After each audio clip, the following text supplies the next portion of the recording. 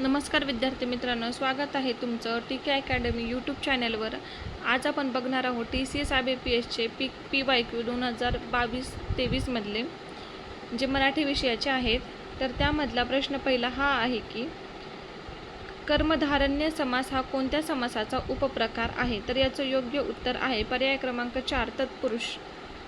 तत्पुरुष समास या समासातील दुसरे पद प्रधान म्हणजे महत्त्वाचे असून पहिला शब्द नाम किंवा विशेषण असते आणि विग्रह करताना त्यास प्रथमा व संबोधन सोडून इतर सर्व विभक्ती प्रत्यय लागतात। प्रश्न क्रमांक 2 अशोक पतंग उडवतो या वाक्यातील प्रयोग सांगा। तर याचं योग्य उत्तर आहे पर्याय क्रमांक 4 भावे प्रयोग। दिलेल्या वाक्यातील उडवतो हे क्रियापद कर्त्याचे म्हणजे इथे जे कर्ता म्हणजे अशोक आहे लिंग वचन व पुरुष यांप्रमाणे बदलते आहे, म्हणजेच कर्त्याच्या तंत्राप्रमाणे हे क्रियापद चालते, म्हणून हा कर्तरी प्रयोग किंवा आणि क्रियापद सकर्मक असले की ते सकर्मक कर्तरी प्रयोग असते। प्रश्न क्रमांक 3 विदुषी या शब्दाचे पुल्लिंगी रूप ओळखा। तर याचं योग्य उत्तर आहे पर्याय क्रमांक 4 विदूषक। विदुषीचे विदूषक स्त्रीलिंगी रूप। संस्कृतमध्ये जे नाम मराठीत आलेले आहे त्यांचे स्त्रीलिंगी रूपे ई प्रत्यय लावून होतात, जसे की विद्वानचं विदुषी म्हणजे ई प्रत्यय लावलेला आहे, विद्वान विदुषी, युवा युवती, श्रीमान श्रीमती, भगवान भगवती। प्रश्न क्रमांक 4 व्याकरणदृष्ट्या अचूक वाक्य शोधा। तर याचं योग्य उत्तर आहे पर्याय क्रमांक 4 धर्मशाळेपुढे आमचे क्षेत्रोपाध्ये उभे होते। प्रश्न क्रमांक 5 मेधावी म्हणजे डॅश डॅश। तर याचं योग्य उत्तर आहे पर्याय क्रमांक 3 प्रज्ञावंत। मेधावी म्हणजे प्रज्ञावंत। प्रश्न क्रमांक 6 शेजारचा मुलगा पुस्तक वाचत होता या वाक्यातील काळ ओळखा।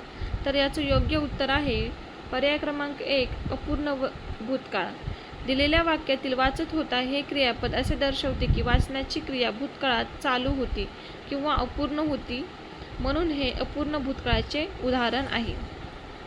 प्रश्न क्रमांक 7 सासवा हे कोणत्या शब्दाचे अनेकवचन आहे? तर याचे योग्य उत्तर आहे पर्याय क्रमांक 3 सासूचे सासवा हे योग्य उत्तर आहे। उ कांतार स्त्रीलिंगी नामाचे अनेकवचन वा कांतारामध्ये होते, म्हणजे सासवा वा कांतारामध्ये होते, म्हणून दिलेल्या वाक्यातील सासवा हे सासूचे अनेकवचन आहे। उ कांतार म्हणजे सासू, सासूचा सासवा। प्रश्न क्रमांक 8 राम गणेश गडकरी यांनी कोणत्या नावाने कविता लिहिल्या? तर याचे योग्य उत्तर आहे गोविंदाग्रज। गोविंदाग्रज हे याचे योग्य उत्तर आहे। गोविंदाग्रज राम गणेश गडकरी। केशवसूत कोणाला म्हटलं जाते? तर केशवसूत कृष्णाजी केशव दामले यांना केशवसूत म्हटले जाते। बालकवी त्र्यंबक बापूजी ठेंबरे यांना म्हटले जाते बालकवी। प्रश्न क्रमांक 9 धवलत्व कीर्ती कोणत्या समासाचे उदाहरण आहे? तर याचे योग्य उत्तर आहे पर्याय क्रमांक 4 कर्णधारण्य। धवल कीर्ती हे कर्णधारण्य समासाचे उदाहरण आहे। कर्मधारण्य समास म्हणजे या प्रकारच्या शब्दाचा विग्रह केल्यावर दोन्ही पदे प्रथमा विभक्तीत असतात आणि दोन्ही पदांचा संबंध विशेषण व विशेष्ट किंवा विशेषण स्वरूपाचा असतो। प्रश्न क्रमांक 10 त्याने घराजवळ गाडी उभी केली या वाक्यातील कर्म सांगा। तर याचं योग्य उत्तर आहे पर्याय क्रमांक 2 गाडी। वाक्यातील कर्म गाडी हे आहे। कर्ता क्रियापदाने दाखवलेली क्रिया ज्याच्यावर घडते ते वाक्यातील कर्म असते, ज्याच्यावर क्रिया घडते ते कर्म असते।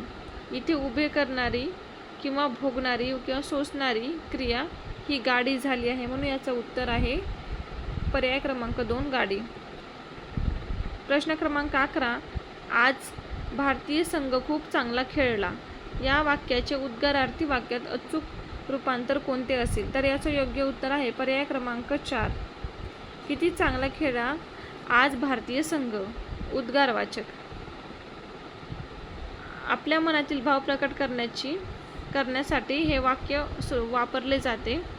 वरील वाक्यात किती हा प्रशंसा दर्शवतो म्हणून केवळ प्रयोगी अव्यय आला आहे. प्रश्न क्रमांक 12. आसवे या शब्दाचे एकवचनी रूप सांगा. तर याचं योग्य उत्तर आहे पर्याय क्रमांक 3 आसू. आसवे शब्दाचे एकवचन आसू असे होते. आसरा आणि आज्ञा यांच्या वचनात बदल होत नाही.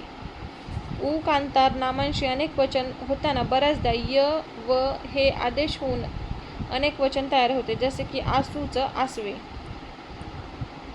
प्रश्न क्रमांक 13. उद्या मी यावेळी घरी जेवत असेल या वाक्यातील काळ ओळखा. तर याचं योग्य उत्तर आहे पर्याय क्रमांक 1 अपूर्ण भविष्यकाळ.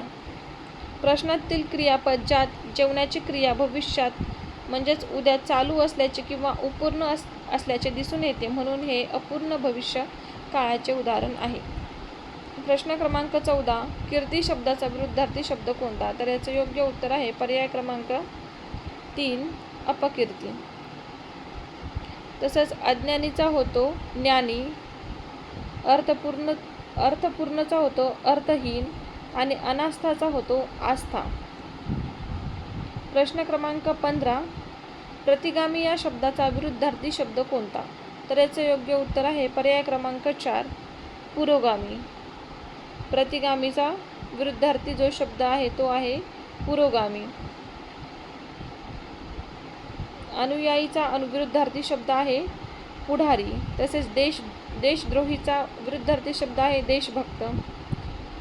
चिरकालीनचा विरुद्धार्थी शब्द आहे क्षणभंगूर. प्रश्न क्रमांक 16.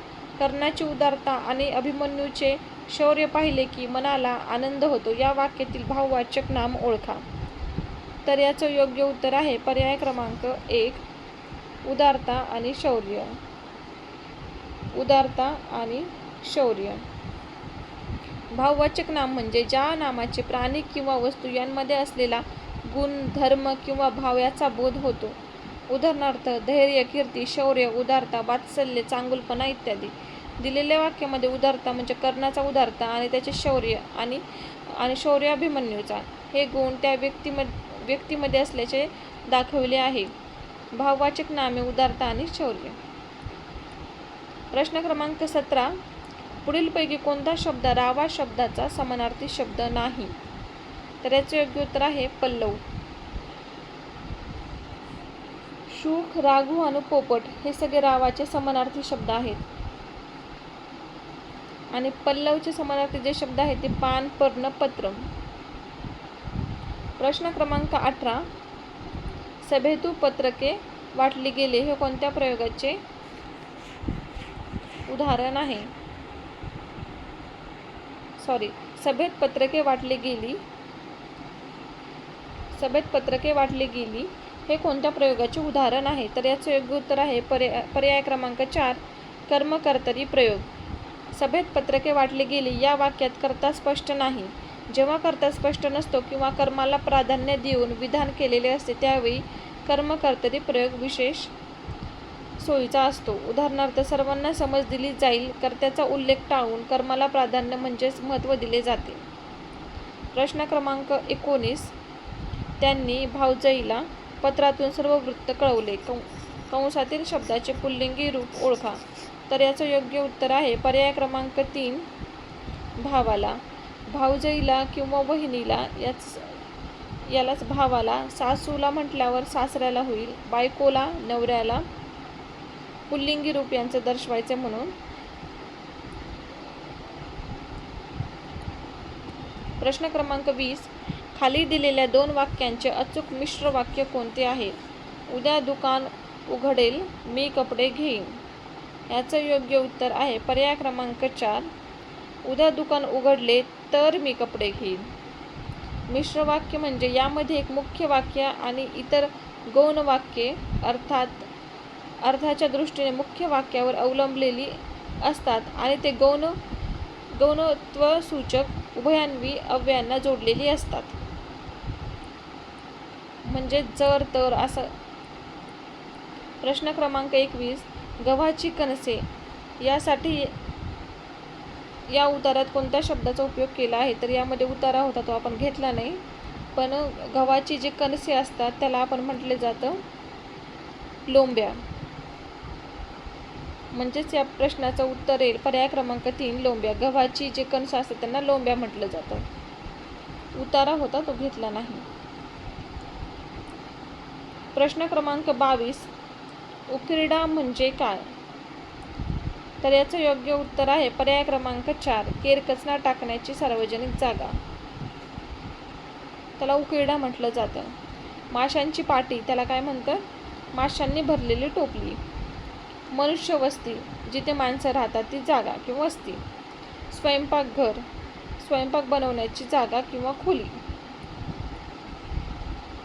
प्रश्न क्रमांक 23, गोत्यात आणणे या वाक्यप्रचाराचा योग्य अर्थ शोधा.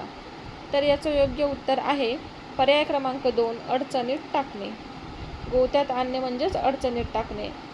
अंतर राखण्याचं होईल किंवा सोडणे किंवा परित्याग करणे. तृप्त असणे याचा होईल संतुष्ट असणे. तीक्ष्णांचा समानार्थी शब्द लिहा. तर याचा योग्य उत्तर होतो पर्याय क्रमांक 4 तीक्ष्ण. तीक्ष्णचा होतो धारदार.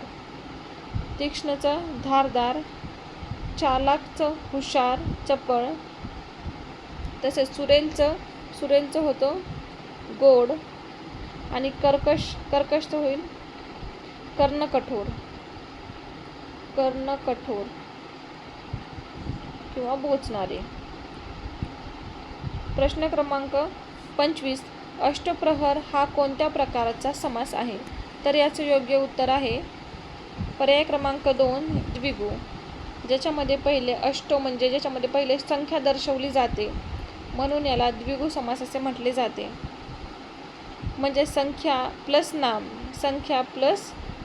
नाम ज्याच्यामध्ये असतं त्याला द्विगु समास असे म्हणतात. उदाहरणार्थ अष्टप्रहर म्हणजे 8 प्रहरांचा समूह. प्रश्न क्रमांक 26, खारीकचे अनेक वचन कोणते? तर याचं योग्य उत्तर आहे पर्याय क्रमांक 3 खारका. काही अकांतारात स्त्रीलिंगी नामाचे अनेक वचन आकांतार होते तर काहीचे इकांतारात. म्हणजे जसं की तारीखचं तारखा, खारीकचं खारका, खारचं खारी. प्रश्न क्रमांक 27, आईने आपल्या बाळाला निजविलंय या वाक्यातील क्रियापद ओळखा. तर याचं योग्य उत्तर आहे पर्याय क्रमांक 1 निजवले.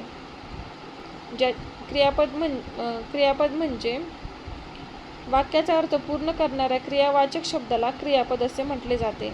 दिलेल्या वाक्यात निजवले ज्याच्यावर क्रिया पूर्ण झाली त्याला म्हणून निजवले हे क्रियापद आहे. प्रश्न क्रमांक 28, आगंतुकचा विरुद्धार्थी शब्द शोधा. तर याचं योग्य उत्तर आहे पर्याय क्रमांक 1 आमंत्रित. आगंतुकचा तो विरुद्धार्थी शब्द होतो. तसेच अगम्यचा जो विरुद्धार्थी शब्द होतो तो होतो गम्य. आणि अपरिमितचा जो विरुद्धार्थी शब्द होतो तो होतो परिमित. प्रश्न क्रमांक 29, विशाखा हा काव्यसंग्रह कोणत्या कवीचा आहे? तर याचं योग्य उत्तर आहे पर्याय क्रमांक 2 कुसुमार्गज. कुसुमार्गजचा विशाखा हा काव्यसंग्रह आहे. तसेच बाळकृष्ण भगवंत बोरकर यांचं कांचन संध्या अनुरागिनी आहे.